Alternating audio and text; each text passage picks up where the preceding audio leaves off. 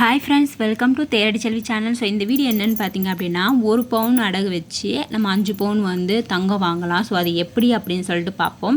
So 1 year தான். So அந்த 1 இயரில் நம்ம எப்படி இம்ப்ரூவ்மெண்ட் பண்ணிக்கலாம் அப்படின்றது என்னோடய ஐடியா வந்து இந்த வீடியோ வந்து நான் ஷேர் பண்ணுறேன். அதுக்கு முன்னாடி பார்த்திங்க அப்படின்னா, கோல்டு லோன் வந்து எங்கெங்கே வைக்கலாம் அப்படின்றது இருக்குது. பப்ளிக் பேங்க்கில் வைக்கலாம், ப்ரைவேட் பேங்க்கில் வைக்கலாம், அடகு கடையில் வைக்கலாம். அடகு கடைன்னு பார்த்திங்க அப்படின்னா சின்ன சின்ன கடையில் வந்து நம்ம அடகு கடை வைப்போம்ல. ஸோ இங்கே பார்த்திங்க அப்படின்னா இன்ட்ரெஸ்ட் வந்து அதிகமாக இருக்கும்.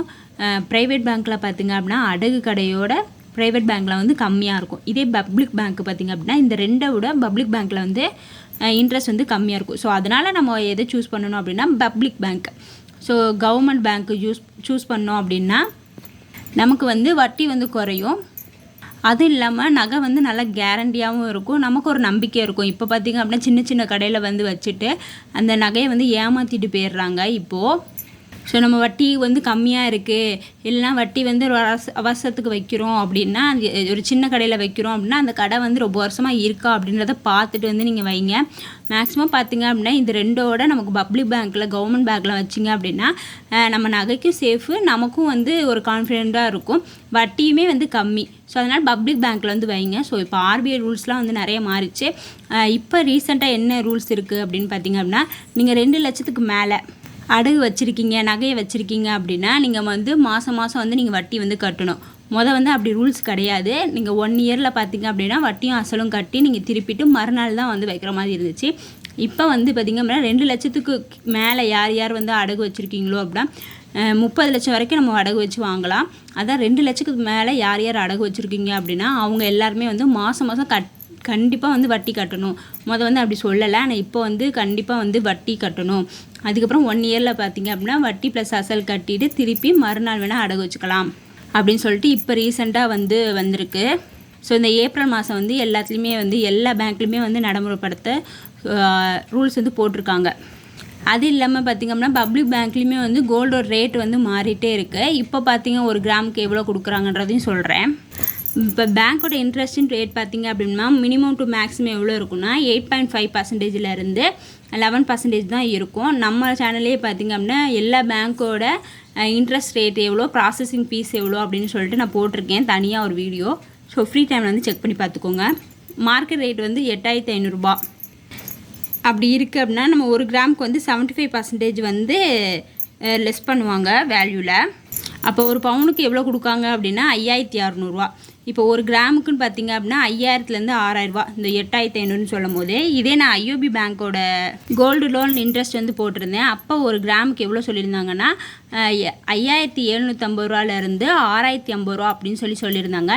இப்போ 1 கிராமுக்கு எவ்வளோ இருக்காங்க அப்படின்னா, ஏன்னா இப்போ 6,100 6,400 வந்து 1 கிராமுக்கு தருவோம்னு சொல்லியிருக்காங்க. ஏன்னா கோல்டு ரேட் வந்து இன்க்ரீஸ் ஆயிடுச்சு. இப்போ கோல்டு ரேட்டு பார்த்திங்க அப்படின்னா 8,700 வரைக்கும் வந்துட்டா, அதனால் பார்த்திங்க அப்படின்னா 6,100 6,400 வந்து தருவோம் அப்படின்னு சொல்லியிருக்காங்க. வந்து இன்ட்ரெஸ்ட் பார்த்திங்க அப்படின்னா 8.5% 50% வந்து போட்டாங்க. இப்போ பார்த்திங்க அப்படின்னா 9% வந்து இந்த இதுக்கு வந்து போட்டிருக்காங்க. இப்போ ரீசண்டாக இப்போ உள்ளதை நான் வந்து ஷேர் பண்ணுறேன். ஸோ இவங்களுமே வந்து கோல்டு ரேட்டு கூட இவங்க வந்து 1 கிராமுக்கு கொடுக்குற நகைக்கடனுமே வந்து கூட்டிகிட்டே தான் வந்து போகுது. சிம்பிளாக வந்து சொல்லிடுறேங்க எப்படி நம்ம இது பண்ணிக்கலாம் அப்படின்ட்டு. இப்போ நம்ம 1 கிராமுக்கு வந்து நான் 6,100 6,400 அப்படின்னு சொன்னால் இப்போ வந்து கோல்டு ரேட்டு கூடுது குறையுது, அப்படியே குறையுதாக வருது. நான் வந்து மினிமமே வந்து வச்சுக்கலாம். ஸோ 5,600 அப்படின்னு 1 பவுனுக்கு வந்து வைக்கிறேன். இப்போ 8 கிராம்ன்ற போது 1 கிராம் எப்படியும் லெஸ் பண்ணுவாங்க அப்படின்னு நான் வச்சுருக்கேன். அப்போ 1 கிராம் வந்து லெஸ் பண்ணாங்க அப்படின்னா 7 கிராமா. ஸோ 7 கிராமுக்கு மட்டும் நம்ம போட்டு பார்ப்போம். நான் வந்து இது மினிமம் தான் எடுத்திருக்கேன், உங்களுக்கு இது வந்து ஹையாகவே கிடைக்கும். இப்போ நான் 1 பவுனுக்கு வந்து 5,600 அப்படின்னு எடுத்துக்கிட்டேன் அப்படின்னா அது வந்து 7 கிராம் வச்சுருக்கேன்னா அப்போ 39,200. இது வந்து நான் மினிமம் தான் சொல்லியிருக்கேன். இது வந்து 42 43 கூட கிடைக்கும், கண்டிப்பாக வந்து கிடைக்கும். ஸோ நான் சின்ன அமௌண்ட்டுக்கே நான் கால்குலேஷன் பண்ணி சொன்னேன் அப்படின்னா நீங்கள் இதுக்குள்ளேயே வந்து சேவ் பண்ண பார்ப்பீங்களே. எப்படியுமே வந்து 39,200 சொல்லியிருக்கேன்னா எப்படியுமே வந்து 42,000 வந்து கிடைக்கும். நான் வந்து மினிமம் அமௌண்ட் வந்து சொல்லியிருக்கேன். இதில் வந்து ப்ராசஸிங் ஃபீஸு அப்புறம் அப்ரைசல் ஃபீஸ் சார்ஜ்னா அப்படின்னா அந்த நகை வந்து 916 அப்படின்றதெல்லாம் செக் பண்ணி பார்ப்பாங்களா, அந்த மதிப்பீடுன்னு சொல்லுவாங்களே. ஸோ அந்த மதிப்பீடு சார்ஜ்லாம் பார்த்தீங்க ரெண்டுமே சேர்த்து 400 வந்து போடுவாங்க மினிமம். ஸோ மேக்ஸிமம் வந்து 500 600 ஸோ அந்தந்த பேங்க் வேரி ஆகிட்டே இருக்கும். ஸோ அதோட டீட்டெயில் எல்லாமே நம்ம சேனலில் வந்து போட்டிருக்கேன். பேங்க்கோட interest rate, processing fees. So free டைமில் வந்து செக் பண்ணி பார்த்துக்கோங்க. இப்போ ஒரு ஷவரனுக்குன்னு பார்த்திங்க அப்படின்னா 39,200 வந்து கொடுக்குறாங்க. இப்போ இன்னும் போக போக பார்த்திங்க அப்படின்னா இப்போ வந்து இந்த ஐஓபியில் வந்து மாற்றிருக்காங்க. இப்போ 6,100 6,400 அப்படின்னு சொல்லியிருக்காங்க. இதுவும் இல்லாமல் 9% அப்படின்னு சொல்லிட்டு ரீசெண்டாக வந்து அனௌன்ஸ் பண்ணியிருக்காங்க. அந்த மாதிரி கோல்டு ரேட் வந்து இன்க்ரீஸ் ஆகிட்டே தான் இருக்கும். இப்போ நான் இந்த 5,600 கம்மியாக தான் போட்டிருக்கேன். இது வந்து 6,100 மினிமம் வச்சாலே வந்து ஸோ 6,100 × 7 கிராம் வைக்கிறோம் அப்படின்னா 42,700 வந்து நமக்கு நகை கடன் வந்து கொடுப்பாங்க. அதனால் நான் கம்மியாக தான் ரேட் வந்து போட்டிருக்கேன். இப்போ ஒரு சவரனுக்கு நான் போட்டிருக்கிறது பார்த்திங்க அப்படின்னா 39,200. இதே நம்ம 1 இயரில் வந்து கோல்டு லோனை வந்து க்ளோஸ் பண்ணோம் அப்படின்னு சொல்லிட்டு RBI ரூல்ஸ் வந்து சொல்லியிருக்காங்க. இப்போ நீங்கள் 2 லட்சத்துக்கு மேலே வாங்கணும் அப்படின்னா தான் நம்ம அது வட்டியும் ப்ளஸ் அசலும் குறைக்கணும். இப்படி நீங்கள் பண்ணணும் அப்படின்னா வட்டி ப்ளஸ் அசல், ஸோ வட்டி கொஞ்சம் கட்டிடுங்க, அதில் அசலையும் வந்து கொஞ்சம் குறைச்சிட்டு கட்ட பாருங்கள். அப்போ தான் நமக்கு திருப்புறதுக்கு வந்து ஈஸியாக இருக்கும். இப்போ வந்து 39,200 நான் இன்ட்ரெஸ்ட் ரேட் பார்த்திங்க அப்படின்னா 9.1% வந்து போட்டிருக்கேன். இப்போ ஐஓபி பேங்க்கில் அப்படின்னா 9% தான் இருந்தாலுமே நான் ஒரு இது கனரா பேங்க்லலாம் பார்த்திங்க அப்படின்னா 9.1% தான். ஸோ அந்த இதுக்கே நான் வந்து போட்டிருக்கேங்க. இப்போ மந்த்லி இன்ட்ரெஸ்ட்டுன்னு பார்த்திங்க அப்படின்னா 297 இந்த 9.1% போட்டாலே பார்த்திங்கன்னா மந்த்லி இன்ட்ரெஸ்ட் வந்து 297. அப்போ ரெண்டையும் ப்ளஸ் பண்ணோம் அப்படின்னா 39,497 வந்து மொத்தமாக வந்து நம்ம பே பண்ணுற மாதிரி இருக்கும். இதே வந்து 1 இயர் இன்ட்ரெஸ்ட்டு 12 மாதம் பார்த்திங்க அப்படின்னா 3,564. இப்போ நமக்கு கொடுக்கும்போது கோல்டு ரேட்டுக்கு எவ்வளோ கொடுக்குறாங்க, 7 கிராமுக்கு பார்த்திங்க அப்படின்னா 39,200. இதே இன்ட்ரெஸ்ட்டு பார்த்திங்க அப்படின்னா 1 இயருக்கு பார்த்திங்க அப்படின்னா 3,564. இதில் ப்ராசஸிங் ஃபீஸ் பார்த்திங்க அப்படின்னா 400. இது எல்லாமே நம்ம கை காசு போட்டு ஒரு 7 கிராமுக்கு இவ்வளோ ஆகும். எவ்வளோ ஆகுதுன்னா 43,164 வந்து. ஸோ ஒரு 7 கிராமுக்கு இவ்வளோ ஆகுது, 43,164. இப்போ 1 இயரில் பார்த்திங்க அப்படின்னா டிவைடட் பண்ணோம் அப்படின்னா நம்ம மாதம் எவ்வளோ கட்டணும் அப்படின்னா 3,597 வந்து நம்ம மாதம் வந்து கட்டணும்.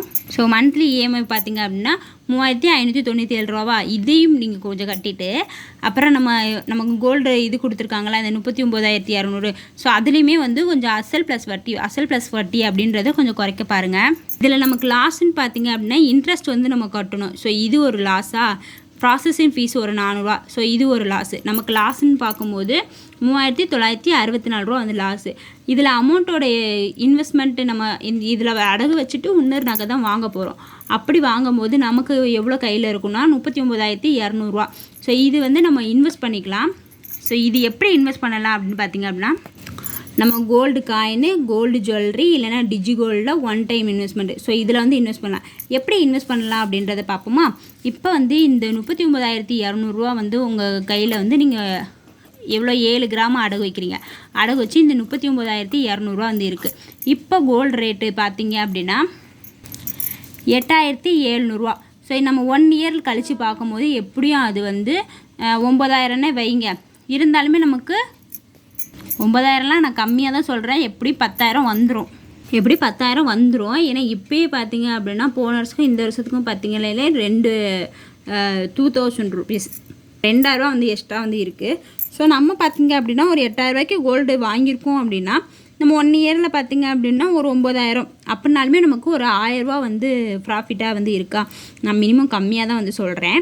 இதே வந்து நீங்கள் நம்ம கோல்டு வச்சு கோல்டு வாங்கும் போது தான் நமக்கு இது வந்து ப்ராஃபிட்டாக இருக்கும். நீங்கள் இந்த அமௌண்ட்டை வந்து வேறு எதுன்னு போட்டிங்க அப்படின்னா அது அப்படியே தான் இருக்கும். இதே நீங்கள் கோல்டு வாங்கினீங்க அப்படின்னா மாதத்துக்கு வந்து பார்த்தீங்க அப்படின்னா 400 500 அப்படி கூடிகிட்டே தான் இருக்குது தங்கம்.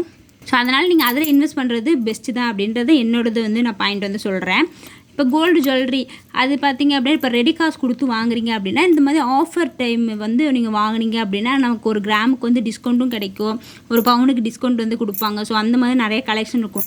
அந்த மாதிரி டைமில் வந்து வாங்கிக்கலாம். ஸோ 1 இயர் கழித்து நம்ம அது வைக்கும்போது நம்ம அந்த 1 இயர் கழித்து நம்ம பார்க்கும்போது இது நமக்கு பெரிய ப்ராஃபிட்டாக தான் இருக்கும். நம்ம இதில் எக்ஸ்ட்ரா நமக்கு என்ன லாஸ் அப்படின்னா 3,964 மட்டும்தான் லாஸு. மொத்தமாக வந்து நம்ம கொடுக்கணும். ஆனால் இது 1 இயர் கழித்து பார்க்கும்போது இது ரொம்பவே வந்து இப்போ 39,200 போகிறது பார்த்திங்க அப்படின்னா 45 50 கூட அதே 1 கிராம் வந்து 7 கிராம் வந்து போகும்.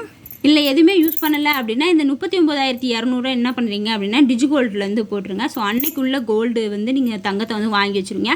அப்புறம் நீங்கள் 1 இயர் கழிச்சு தானே அது வந்து பர்ச்சேஸ் பண்ணுவீங்க. பர்ச்சேஸ் பண்ணும்போது அந்த போனஸும் வந்து நமக்கு ஒரு 5% 7% வந்து போனஸ் வந்து கொடுப்பாங்க. இப்போ தங்கமேலில் பார்த்தீங்க அப்படின்னா 5%, போத்தீஸில் பார்த்தீங்க அப்படின்னா 7%. ஸோ இந்த மாதிரி போனஸோடு நம்ம யூஸ் பண்ணிக்கலாம்.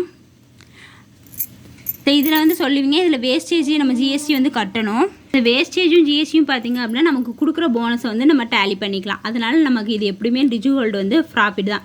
இந்த 39,200 நீங்கள் அப்படியே வந்து டிஜிகோல்டில் வந்து யூஸ் பண்ணிடலாம்.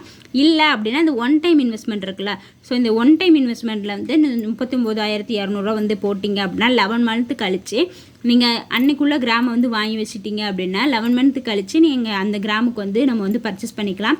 எப்படினாலுமே வந்து நமக்கு ப்ராஃபிட் தான். இது வந்து கோல்டு வச்சு நம்ம தங்கத்தை வந்து அடகு வச்சு தங்கம் வாங்குறது தான் பெஸ்ட்டு. நீங்கள் தங்கத்தை அடகு வச்சுட்டு நம்ம வேறு ஏதாவது வந்து பொருள் வாங்குறது, அப்புறம் பார்த்திங்க அப்படின்னா வீட்டுக்கு ஏதாவது யூஸ்ஃபுல்லாக ஏதாவது வாங்குறீங்க அப்படின்னா நமக்கு அது வந்து ப்ராஃபிட் கிடையாது.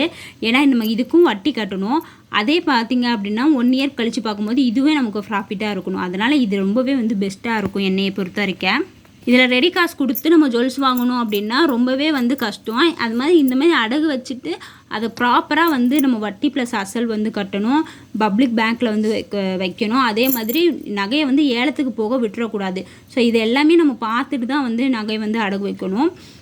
நகையை வந்து நம்ம இன்வெஸ்ட் பர்பஸ்க்காக வந்து யூஸ் பண்ணுறவங்க வந்து கோல்டு அடகு வச்சு இன்னொரு கோல்டு வந்து வாங்குறது பெஸ்ட்டாக தான் இருக்கும் என்னை பொறுத்த வரைக்கும்.